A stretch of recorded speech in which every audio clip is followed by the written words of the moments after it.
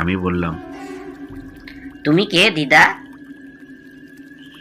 আমি কে ওটা তো শুনে লাভ নেই। আমি এখানে মাছ ধরতে এসেছি। চল আমরা দুজন মিলে পুকুরে নেমে মাছ ধরি। আমি বললাম, না না, আমি পুকুরে নামবো না, আমার জ্যাঠামশাই বারণ করেছে।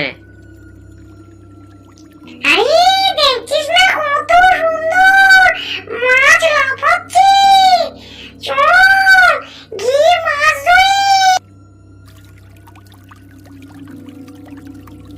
এদিকে আমারও মনের মধ্যে খুব কৌতূহল হলো, এত বড় বড় মাছ যদি দু একটা ধরা যায় তাহলে মন্দ হবে না।